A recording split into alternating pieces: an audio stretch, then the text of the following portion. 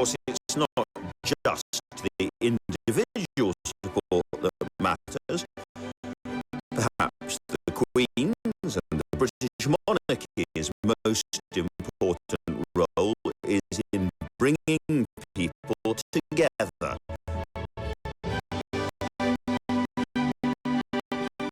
The most recent and spectacular example of this was, of course, the royal wedding.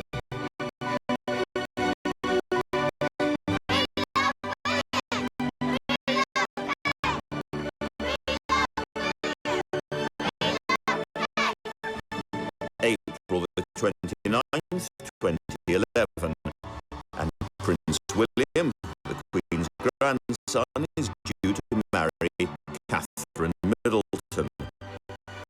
More than half a century after the Queen was married here, much about this will be familiar. The glittering, full-fig British monarchical event so many people watch around the world.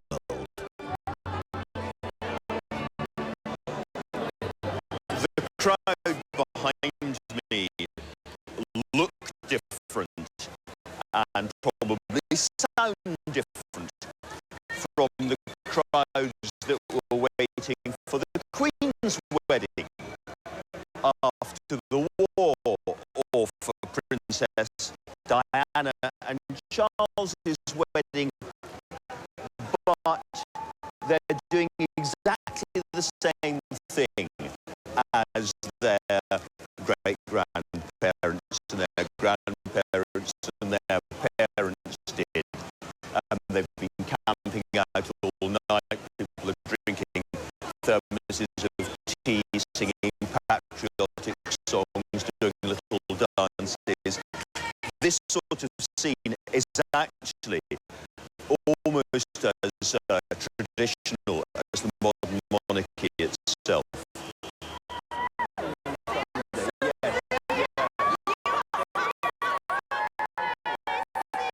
How important is it, do you think, for the British monarchy that we've got in Kate Middleton, a sort of middle-class member of it, I guess, really? Fantastic. Yeah. What Britain's all about, though, isn't it? This is, London having a big party. Have you been here for earlier royal occasions? Oh yes, we always come to royal weddings. It's part of the fun. Yes. Yeah. Once you've been to one, you want to come to them all. And even royal weddings have arguments about the guest list. First meeting we had post-engagement, when there was sort of a very big buzz going on, and I was obviously very excited and happy about it all. I walked into the first meeting and literally got presented with a list of 777 names on, and I looked at it and there wasn't one person on there I knew, and it brought sort of sense of dread and fear over sort of what was going to happen and who was going to start running the whole day. But I sort of said, no, this is not the way. Yeah, it's going to be, let's start again. And I rang my grandmother up for some clarification on the issue, and Julie got told that it was ridiculous and I should start with my friends.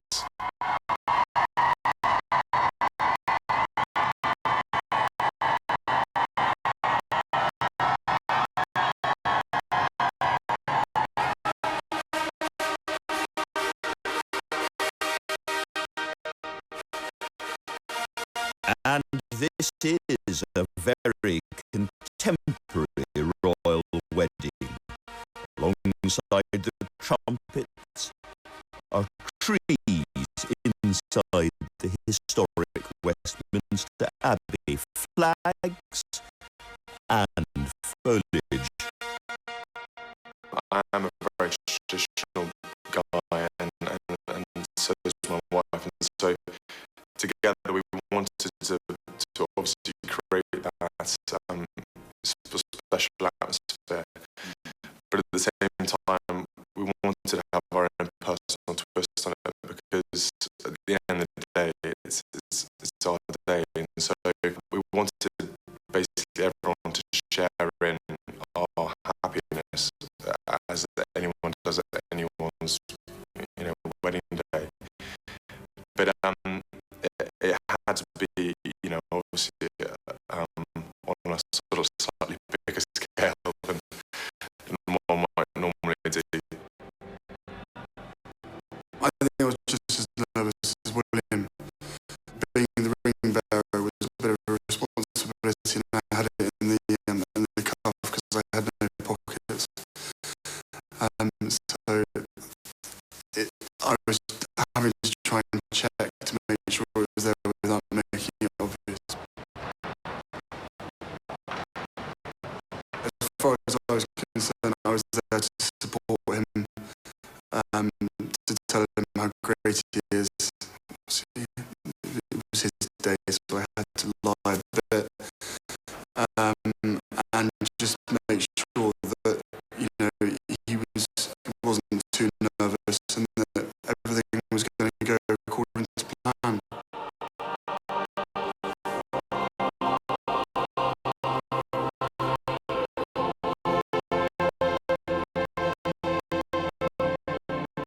And while all eyes were on the bride and her bridal gown, behind the scenes the groom's own attire had also been a source of deliberation.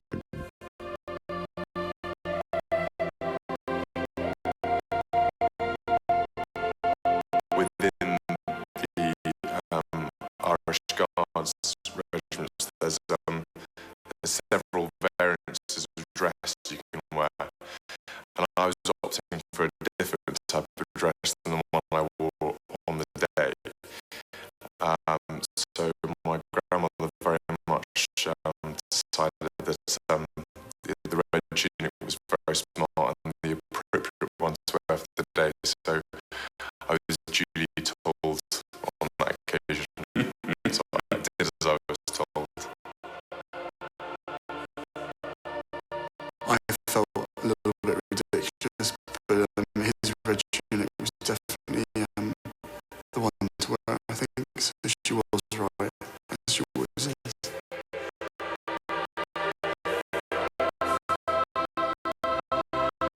There's nothing frozen about this as we watch it again, or accidental.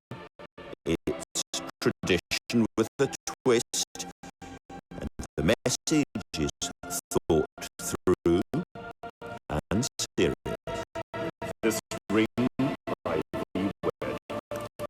With this ring I thee wed, With my body I thee honour, with my body I thee honour, and all my worldly goods with thee I share. and all my worldly goods with thee I share. Many people were, I think, tremendously encouraged by the fact that here was a very contemporary couple deciding to shape their lives according to historic Christian disciplines of marriage, doing it without fuss, without self-consciousness, stepping into a role with confidence and happiness. I think it was a very, very joyful and rather relaxed occasion in many ways.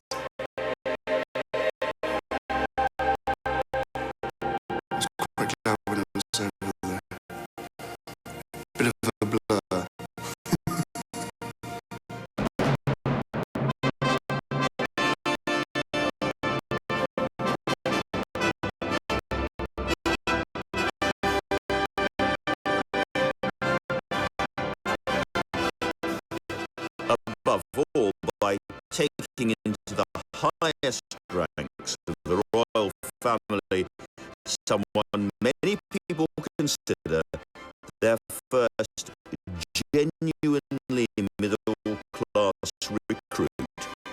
Prince William is continuing the firm's long-term hope of always restitching the monarchy into the changing social fabric of the British.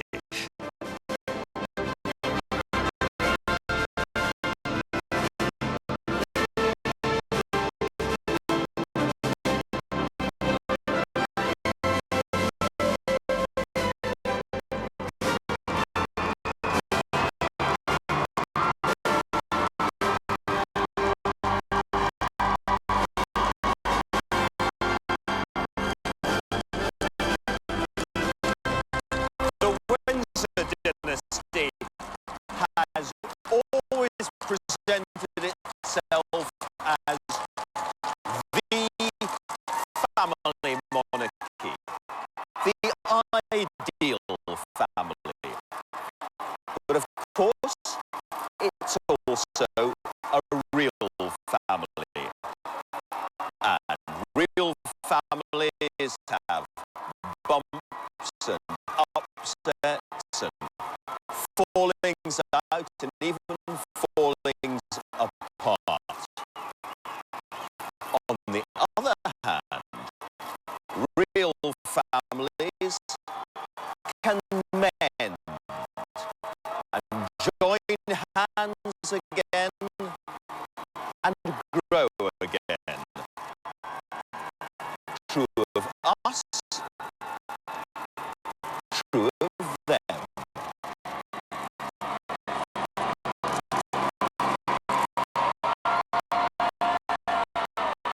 And this generation just feels different. Even down to the prince driving his bride off in his father's car, to the gentle amusement of his brother. William's been trying to drive that car for years, and the couple of times that he has driven it at home, he's stalled it. And it is a very difficult car to drive, combined with the fact that he can't drive. But to make it even harder, he obviously had his spurs on, which was very entertaining to see him sort of out of Buckingham Palace.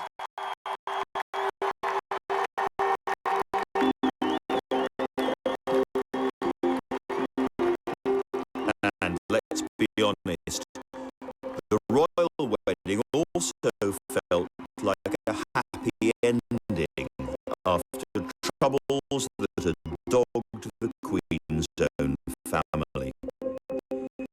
In 1949, as a young married woman, the Queen made a speech to the Mothers' Union, denouncing divorce and separation as producing some of the darkest evils in society.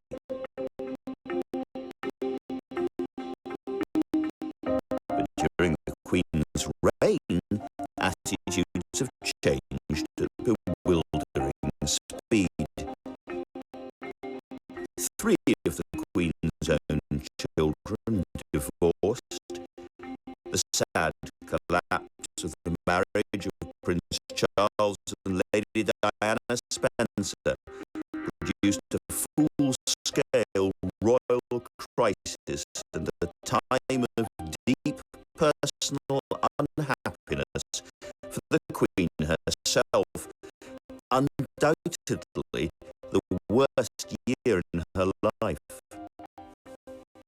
1992 was the year that struck the Queen like no other. On her 45th wedding anniversary, the seat of the monarchy for almost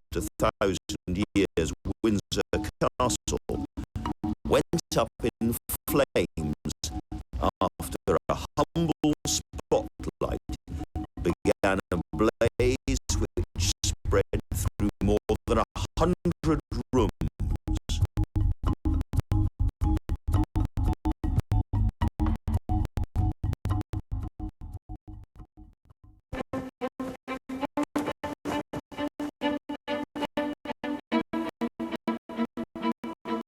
In her 60 years, the Queen has broken new ground well beyond simply opening up the palaces. And in 2010, this palace, Holyrood House in Edinburgh, was the setting for a highly significant moment. Scotland has had a long, sad history of bigotry and hostility between Protestants and Roman Catholics.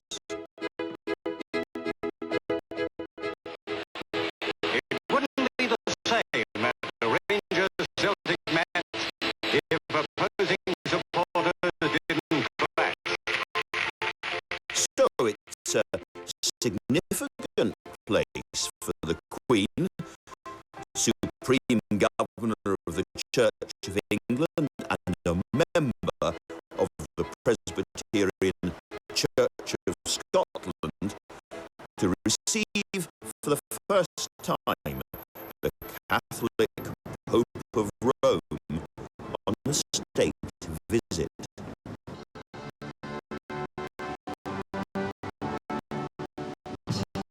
This is the Queen as unifier, puller together, symbol of healing, in the very place where a Catholic Queen Mary was imprisoned, and she was later beheaded on the orders of Queen Elizabeth, an earlier Queen Elizabeth.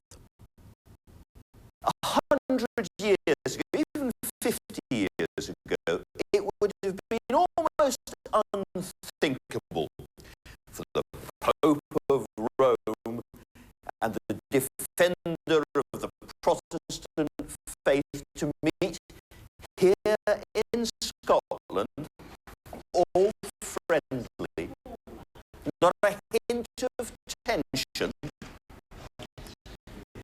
And when the Pope and the Queen get together, here between them on the carpet, an old taboo lies.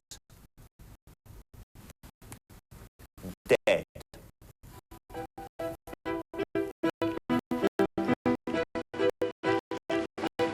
Your Holiness, in recent times, you have said that religions can never become vehicles of hatred,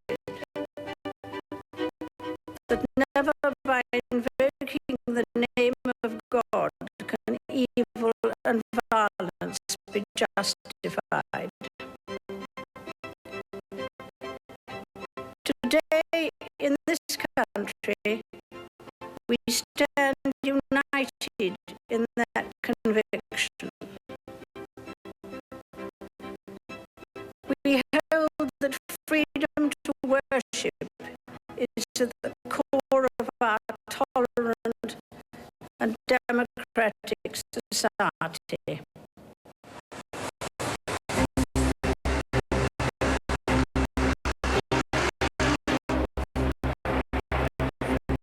The Queen has been willing to face many taboos in her time, some more difficult than others. It's May 2011, and the Queen is about to set foot in the Irish Republic. No reigning British monarch has been here for a century.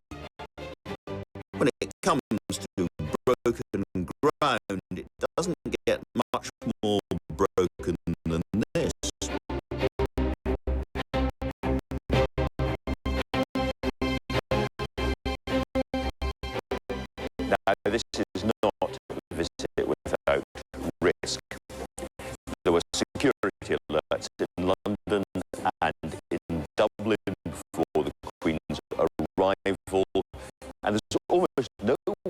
she's going that doesn't have some kind of sensitive historical echo.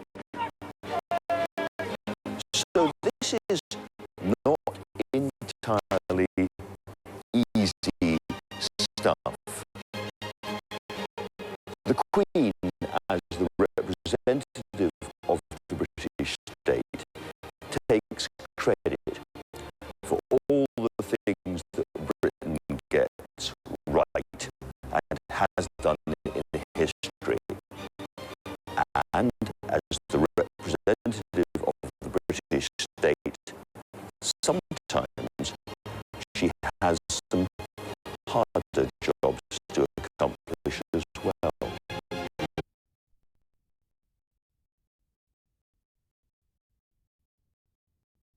Diana